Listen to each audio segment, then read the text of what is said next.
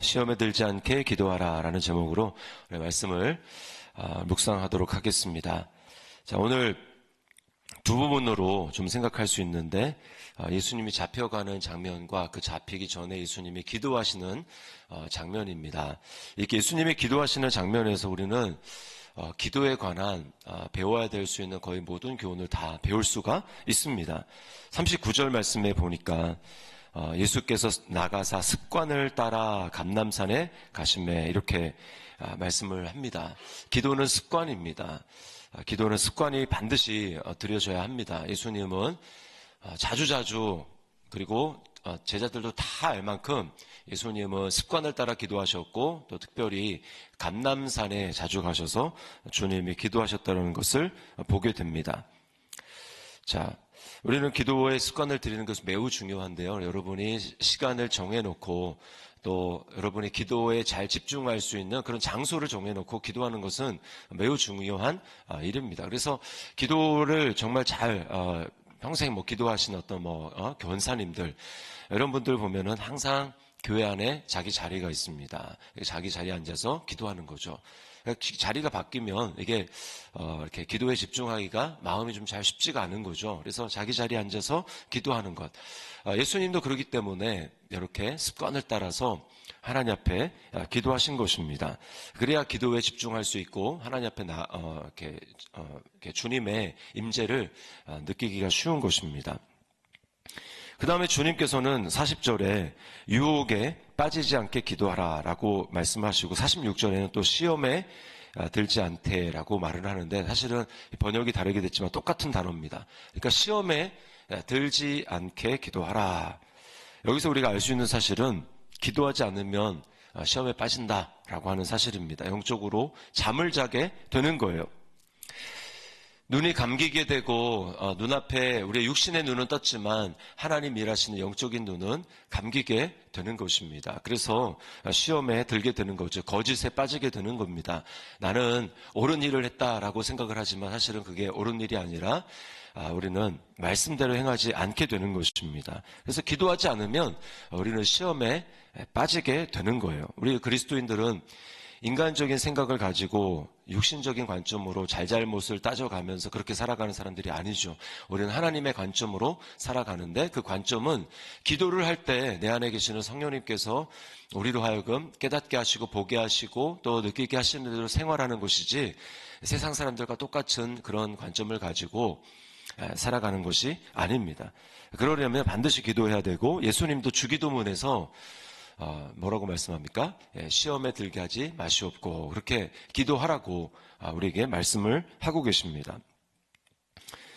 자, 그 다음에 또 무엇입니까? 41절 말씀에 보니까 그들을 떠나 무릎을 꿇고 기도하여라고 말씀을 합니다. 제자들과 함께 기도하러 갔지만 기도하는 제자들은 기도하지 않고 잠을 자기 때문에 주님은 그들에게 떨어져서 기도하러 가십니다. 기도에 집중할 수 있는 환경이 중요한 것이죠. 기도에 집중할 수 있는 환경. 주님은 골방에 들어가서 문을 닫고 은밀한 중에 계시는 내 아버지께 기도하라 이렇게 말씀을 하십니다. 그래서 보통 집에서 기도가 잘 안 됩니다. 기도가 잘 안 되죠. 물론 이제 자기 공간이 따로 있고 거기서 기도를 자주 하고 습관이 잘 들었다면 거기 소리를 내고 기도하는 게 다 이제 집안 식구들도 다 알고 그래서 이상한 것이 아니라면 이제 다르겠지만 대부분은 집에서 기도가 잘 안 됩니다. 그래서 우리가 새벽이라든지 또 다른 정한 시간에 나와서 기도하는 장소에 나와서 기도하는 게 매우 중요한 것이죠. 사도들도 그래서 성령 충만을 받은 다음에 그들이 자주 어디로 갑니까? 성전에 기도하러 제9시 기도 시간에 기도 시간에 하나님 앞에 나가서 기도하는 게 매우 중요하다라는 거예요. 주님은 그렇게 한적한 곳에 가셔서 기도하십니다. 자, 그리고 42절에 보니까 아버지여 이렇게 얘기하죠. 아버지여, 아버지여. 기도의 대상은 하나님 아버지입니다. 우리가 예수님이라고 기도할 수도 있고 성령님이라고 기도할 수 있지만 가장 일반적인 것은 기도는 아버지께 하는 것입니다. 그리고 우리 힘으로 하는 것이 아니라 성령님의 도우심으로 기도하는 거예요. 아버지라고 불러서 기도하는 것입니다. 그리고 또 무엇입니까? 기도는 내 뜻이 아니라 아버지의 뜻을 구하며 기도하는 것입니다. 주님이 42절 끝에 아버지의 원대로 되기를 원하나이다 라고 이야기를 하죠. 기도할 때 우리가 가장 중요한 것은 바로 이것입니다. 주님의 뜻대로 기도하는 것이죠. 그러기 위해서는 우리가 평상시에 말씀을 많이 읽어야 됩니다. 말씀을 많이 읽으면서 하나님의 뜻을 분별하는 것이 매우 중요합니다. 기도는 내가 이거 반드시 관철시켜야지 라고 생각하고 그것을 때를 써서 끝까지 주장하면서 그렇게 하는 게 아닙니다. 아버지의 뜻을 살피고 하나님의 뜻을 살피고 그렇게 기도하다가 또 성령님의 이끌리시면 그거 아니구나라면 내려놓고 이제 하나님이 주시는 그 마음을 가지고 기도하며 나가는 것이죠. 그래서요, 요한일서 5장 14, 15절 말씀에 보면 이런 말씀이 있습니다. 그를 향하여 우리가 가진 바 담대함이 이것이니 그의 뜻대로 무엇을 구하면 들으심이라. 우리가 무엇이든지 구하는 바를 들으시는 줄을 안즉 우리가 그에게 구한 그것을 얻은 줄을 또한 아느니라. 우리가 하나님의 뜻을 통해서 우리가 기도하며 나아갈 때 하나님께서 들으신다. 내 기도를 들으셨고 하나님 반드시 응답하신다라고 하는 확신을 갖게 되는 것입니다. 그래서 기도는 내 뜻을 관철시키는 것이 아니라 나를 통해서 하나님의 뜻이 이루어지도록 하는 것, 그것이 기도라는 것을 우리가 분명히 기억해야 됩니다. 또 43절에 보니까 주님이 제 핏방울처럼 땅에 떨어지는 그런 기도를 하셨는데 43절에 보면 천사가 예수께 나타나 힘을 더하더라라고 말씀을 하고 있습니다. 기도할 때 돕는 힘이 있다라는 거죠. 하늘에 돕는 힘이 있습니다. 여기 이제 천사라고 표현을 했지만 우리에게는 어떻습니까? 우리에게는 천사보다 훨씬 더 뛰어난 힘이 우리를 도우시는데 그게 바로 성령님이에요. 성령님이 우리의 기도를 도우십니다. 예수의 이름으로 하나님 앞에 기도하고 주님 앞에 믿음으로 나아가서 기도할 때 성령님께서 우리 마음 가운데 감동하시고 우리로 하여금 하나님의 뜻을 알게 하시고 그리고 무엇을 위해서 기도해야 될지 주님께서 알게 하십니다. 그래서요, 우리는 기도할 때 나를 도우시는 하나님을 기억하면서 기도를 해야 하는 것입니다. 그리고 마지막은 믿고 전심으로 기도해야 합니다. 주님께서 뭐라고 이야기하십니까? 44절에 예수께서 힘쓰고 애써 더욱 간절히 기도하시니라고 이야기를 합니다. 이거 힘쓰고 애써가 한 단어고요. 더욱 간절히라고 하는 게 헬라어 또 한 단어입니다. 그래서 여기 힘쓰고 애쓴다라고 하는 것은 경기를 얘기를 합니다. 운동선수가 경기할 때 상대방과 싸우지 않습니까? 그 경기를 이야기를 하는 거예요. 기도는요, 싸움이 있어야 됩니다. 기도는 그냥 쉽게 되지 않아요. 기도는 내가 하나님 앞에 보통 기도 줄을 잡는다고 하죠. 임재를 인식하면서 주님의 임재 가운데 들어가서 기도를 하기 위해서는 우리가 싸움이 필요합니다.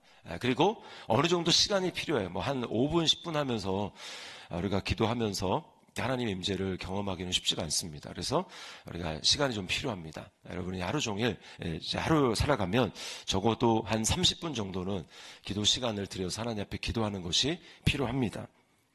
힘을 쓰고 애쓰는 이 기도가 필요합니다. 경주하는 운동장에서 달아나는 다름질하는 사람이 이 경주할 때 힘쓴다라고 하는 이 단어가 여기에 쓰인 단어예요. 그래서 우리는 힘을 써야 하는 것입니다. 또 전심으로 기도해야 돼. 예수님은 땀이 흐르는 핏방울 같이 되었다라고 말씀을 하고 있습니다. 우리에게는 우리의 기도를 도우시는 성령님이 계시다라는 것이 얼마나 감사한지 모릅니다. 우리는 우리 힘으로 기도하는 것이 아니라 오늘도 내가 입을 벌려서 기도할 때 하나님께서 성령님을 통해서 우리 심령 가운데 역사하여 주시고 우리의 기도를 이끌어 주시고 역사하여 주시는 것을 여러분 믿으시기를 바랍니다. 이 믿음을 가지고 기도하는 거예요. 자, 왜 하나님은 우리에게 꼭 기도를 하게 하시는가? 아까 기도하면 시험에 빠진다고 이야기를 했는데요. 우리는 이 기도가 얼마나 큰 특권이라는 것을 알아야 합니다. 하나님이 다 하실 수 있는데 하나님이 우리를 통해서 기도를 통해서 어떠한 일을 하신다라는 것은 우리로 하여금 하나님이 하시는 일에 함께 동참할 수 있는 놀라운 특권을 우리에게 주시는 것입니다. 그리고 기도하는 자만 그걸 알 수 있어요. 기도하는 자만 하나님이 운행하시고 하나님 지금 역사하고 계시고 그것을 보게 하시는구나 라고 하면서 그 일이 이루어졌을 때 우리가 하나님께 영광을 올려드릴 수 있는 거죠. 그런데 기도하지 않으면 똑같이 일은 이루어졌을지 모르겠어요. 그러나 그 일을 하나님이 하셨다고 우리가 정말 마음으로 느끼지 못합니다. 그래서 하나님 앞에 영광을 진짜 마음을 다해서 올려드리지 못합니다. 그냥 입술의 고백뿐인 거예요. 그리고 기도하면 영적인 감각이 예민해지기 때문에 지금 하나님의 손이 보이기 시작하죠. 감겼던 눈이 떠지고 하나님이 움직이시는 손이 보입니다. 그러면 지금 하나님이 일하고 계시는구나 라고 하면서 우리의 믿음이 강해지는 거예요. 하나님의 역사를 보기 때문에, 하나님의 역사를 체험하기 때문에 믿음이 강해지는 겁니다. 그러니까 얼마나 이게 감사한 것입니까? 자, 기도한 자와 기도하지 않은 자가 얼마나 이제 극명하게 갈려지는지가 이제 47절부터 53절에 나오는 예수님이 가룟 유다에게 잡혀가시는 그 장면을 통해서 우리에게 보여줍니다. 자, 48절에 보니까 유다야 네가 입맞춤으로 인자를 파느냐라고 하면서 예수님은 이제 도살장에 끌려가는 어린 양처럼 순순하게 끌려갑니다. 그러나 기도하지 않았던 이 제자들은 어떻게 합니까? 49절에 주여 우리가 칼로 치리이까? 그리고 50절에 그 중에 한 사람이 대제사장의 종을 쳤다 이렇게 이야기를 하죠. 우리는 이 한 사람이 누군지 알고 있습니다. 다른 복음서에 보면 베드로라고 이야기를 합니다. 베드로가 칼을 빼서 이제 대제사장의 종의 귀를 이제 떨어뜨린 거죠. 그러니까 주님이 뭐라고 말씀합니까? 51절에 이것까지 참으라라고 말씀하면서 그 떨어진 귀를 다시 귀에 붙여주십니다. 제가 방금도 말씀을 드렸지만 기도하면 하나님을 의식하게 됩니다. 우리가 죄를 짓는 이유가 무엇입니까? 하나님을 의식하지 못하기 때문이에요. 어떤 상황 가운데 하나님이 눈에 보이는 게 아니라 사건만 눈에 보이고 상황만 눈에 보이고 그 사람만 눈에 보입니다. 그러니까 그 사람이 믿고 또 상황이 몰려오니까 두렵고 괴롭고 그렇게 하니까 우리는 그 상황에 반응하고 그 사람의 반응을 해서 그렇게 직접적으로 반응하니까 어떻게 됩니까? 이 베드로처럼 하나님의 뜻이 아닌 그 자신의 혈기대로, 자신의 어떤 의리대로, 인간의 의리대로, 인간의 도리대로 그렇게 행하는 것입니다. 그것이 하나님의 뜻이 아닌 거죠. 우리는 기도하지 않으면 이렇게 될 때가 너무나 많습니다. 하나님 분명히 하나님의 뜻대로 어떤 일을 지금 행하고자 원하시는데 내가 기도하지 않아서 눈이 감긴 자가 되다 보니까 인간적인 혈기로, 인간적인 어떤 생각으로 그 일을 행함으로 하나님의 뜻을 이루는 것이 아니라 내 뜻을 이루게 되는 것이죠.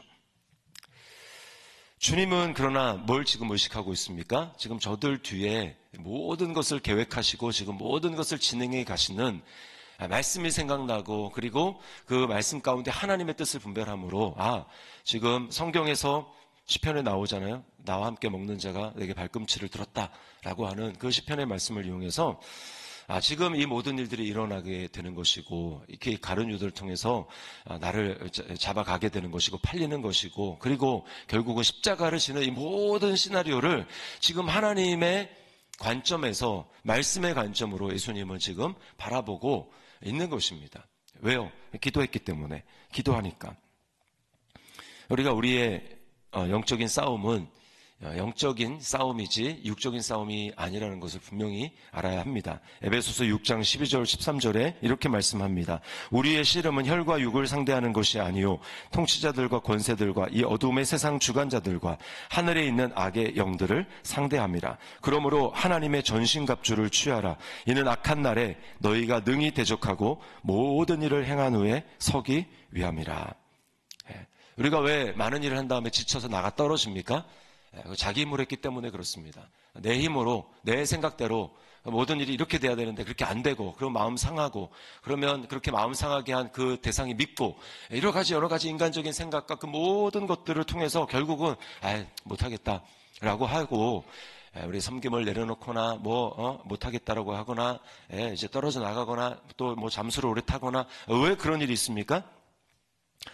전심으로 기도하고 나가지 않았기 때문입니다. 제가 주일날도 말씀을 드렸지만 주님께 붙어 있어야 되는데 붙어 있지 않고 어느 순간 내 힘으로 모든 것을 하기 때문에 내가 다 상처 입고 내가 다 괴롭고 그 모든 것도 다 내가 받아내니까 근데 그것을 내가 해결할 수 있는 힘이 없으니까 결국은 시험에 드는 것이죠. 그러나 기도하면 그 기도를 통해서 하나님 앞에 마음을 쏟아냅니다. 하나님의 위로하심을 경험합니다. 주님이 힘을 주시는 것을 경험합니다. 그러니까 우리가 눈을 떠서 이게 그 사람의 문제가 아니라 그 배우에 뭔가가 있구나 라고 하는 것을 알고 우리가 사람과 사람을 상대하지 않고 사람과 또 환경을 상대하는 것이 아니라 그 배후에 있는 영적인 세력을 우리가 인지하면서 하나님 앞에 기도하며 나가는 거죠. 그리고 그런 상황과 상관없이 나는 하나님이 말씀하시는 이 말씀대로 행하리라.